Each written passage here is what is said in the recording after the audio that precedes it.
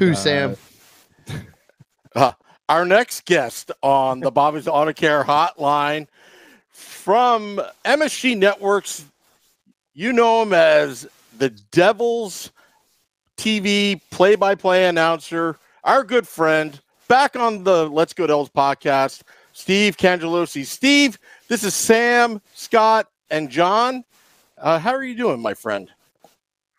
I'm fine, guys. Thanks for the opportunity to talk this morning. I would have loved to join you tonight, but I think I have to entertain, unfortunately, about 5,000 people at this draft festival this evening. So that's going to be a scene, and it's going to be a lot of fun, and I'm hoping the weather holds up, too. So between the anticipation of the draft and trying to digest the changes that the NHL put in terms of replay review yesterday, I'm dealing with a little bit this morning, but always good to talk to you guys. Everybody okay?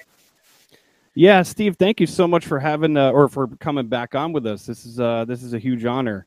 You touched on something that I actually wanted to ask you about, the replay.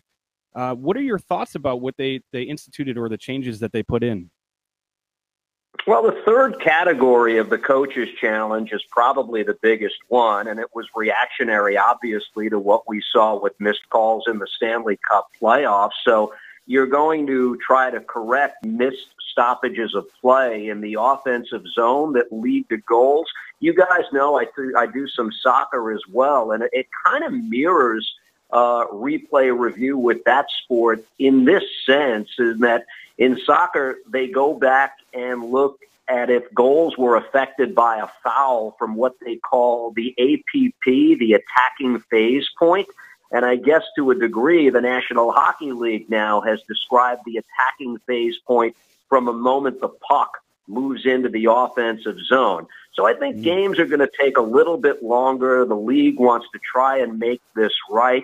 I know Bill Daley came out, the deputy commissioner, and said yesterday, we're only interested in correcting those black and white calls. And that's always the tricky vernacular, isn't it?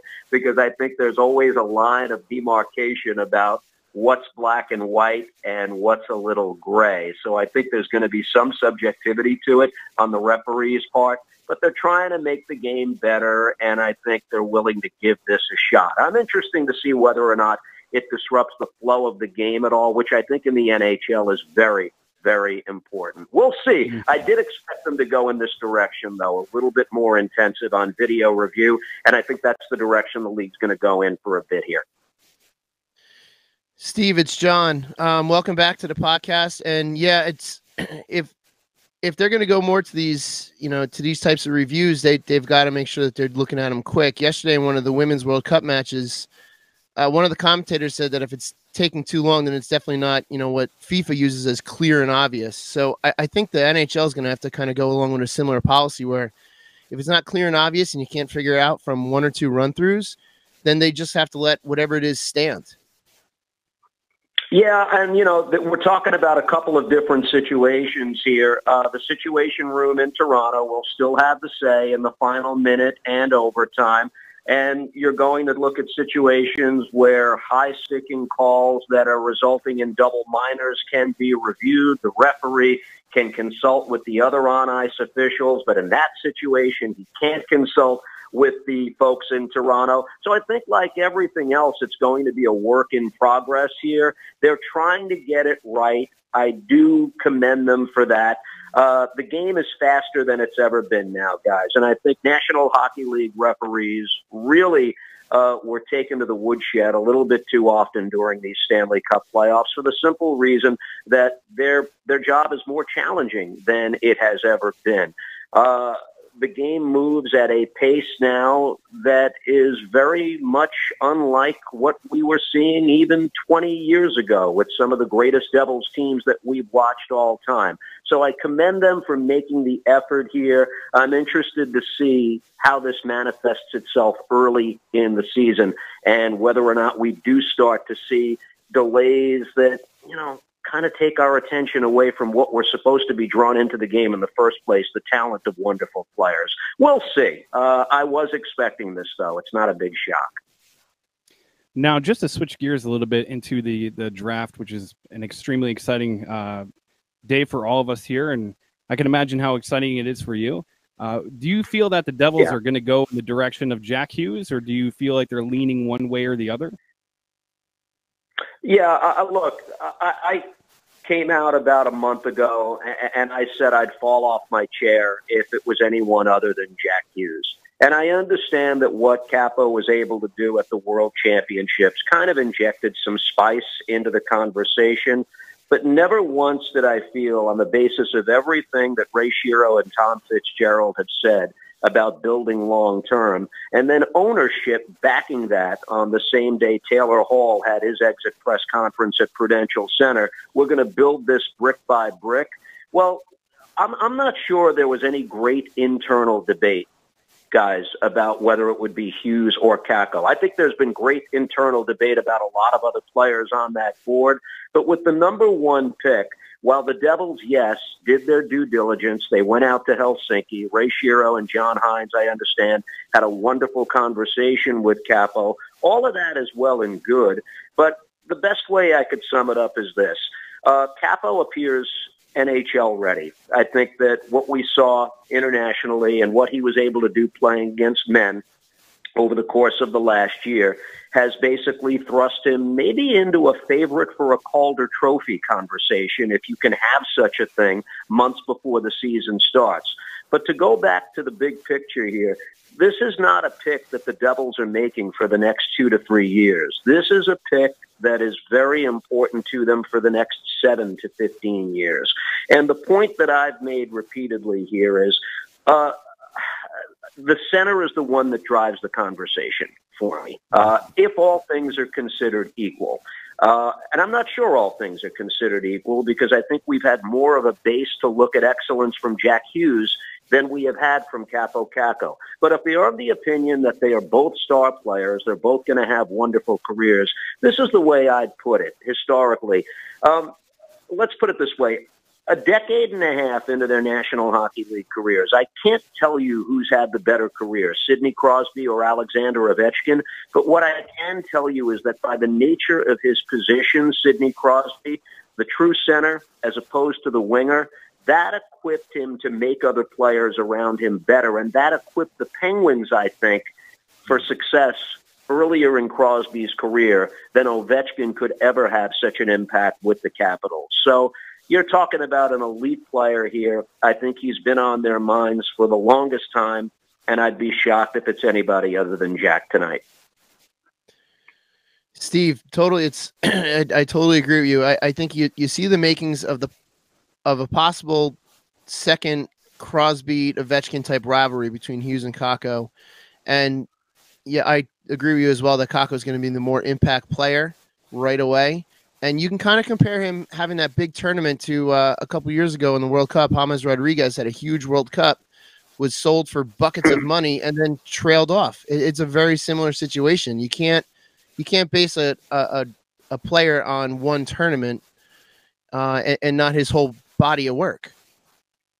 Well, let's be clear. I'm sure the Rangers are elated to be sitting at number 2, and I think the Rangers, on the basis.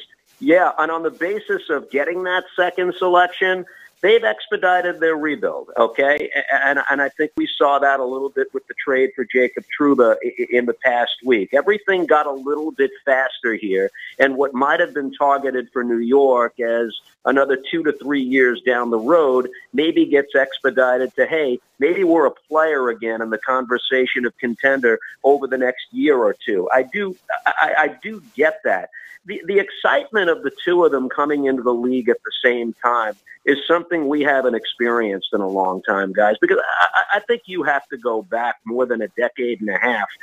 Probably, I'll take it back even further. You probably have to go back to the mid-'90s, the last time you talked about these two teams in the context of being two of the elite teams in the National Hockey League, okay? I'm not even sure you can point to 2012 and say that it fits the narrative, because the Devils, despite going to the Stanley Cup final, let's not forget, did enter the playoffs as a number 6 seed in the Eastern Conference. So, if you kind of look down the road here in the next 2 to 3 years, if the teams continue to build in the manner in which I expect them to do, they can both be pretty good for a long time with these two players driving the bus for each one of these franchises. And if that's the case, I think it's going to create a buzz around here that we really haven't seen in a very long time, because there haven't been too many seasons where both the Devils and the Rangers have been considered among the league's elite.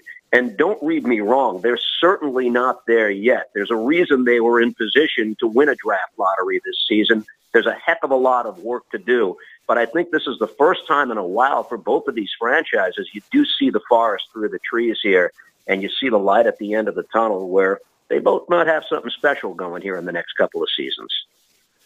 Now you see the Devils getting the first overall draft pick and Jack Hughes more than likely coming to the team. Do you see them adding any other pieces via trade tonight or within the next couple of weeks before free agency hits? Or especially with New York getting Trouba, you would think that maybe there's the pressure was turned up a little bit more on Ray Shero, or do they kind of just keep playing this game where they hold everything close to their vest?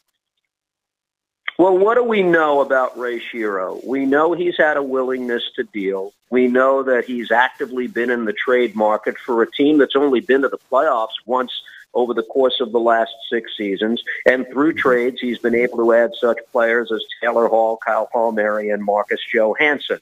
So when you're talking about what he has in the pantry here for this draft, obviously they're going to draft number 1 and get the impact player there. But you're also talking about 5 more picks by the time the 80th pick of this draft is announced sometime on Saturday. So there are options here. And with no salary cap for the upcoming season that's been announced, and he being one of the teams that is not affected by that, perhaps he has more, latitude here to get something very constructive done. I don't think they're going to go into next season with 4 players on the roster who've never played an NHL game. And the reason I say that is because you can make a case that if they draft Jack Hughes, and I do expect them to do that, then Hughes, Ty Smith, Jeremy Davies, Jesper Boquist can all logically fight for places on this team on opening night.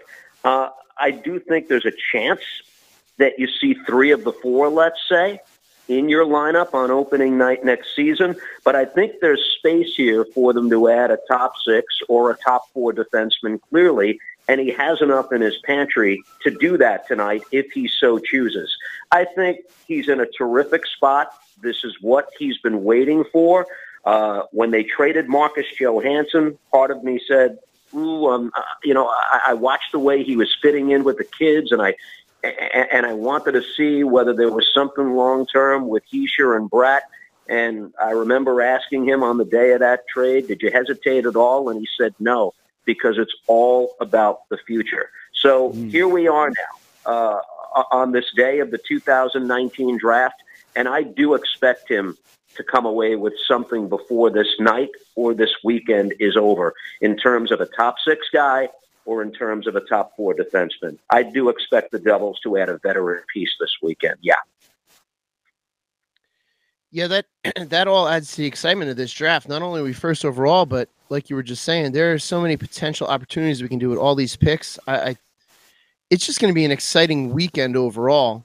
And then to top it all off, we'll get to free agency, and we've got plenty of cap space to not only re-sign, but to bring someone in and to even be the savior of a team that, is tight up to the cap too.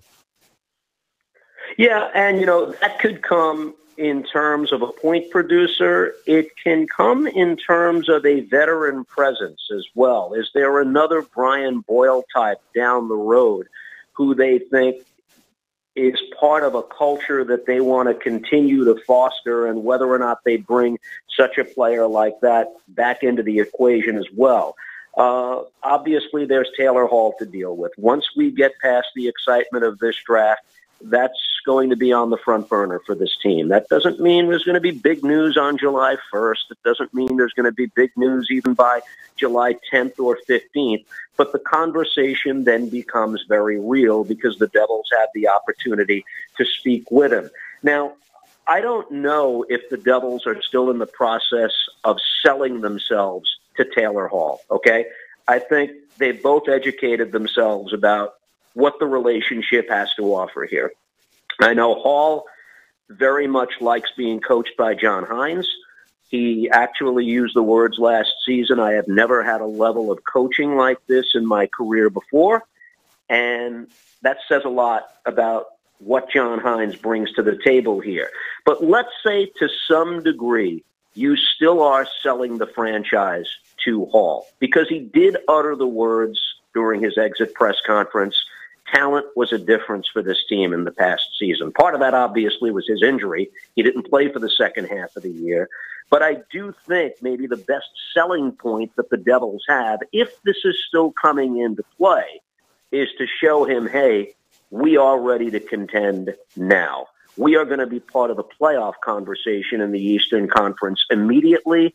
And if you can look a season or two beyond that, maybe we're in the conversation with the biggest boys at the table. So that's why I do expect this team to bolster itself.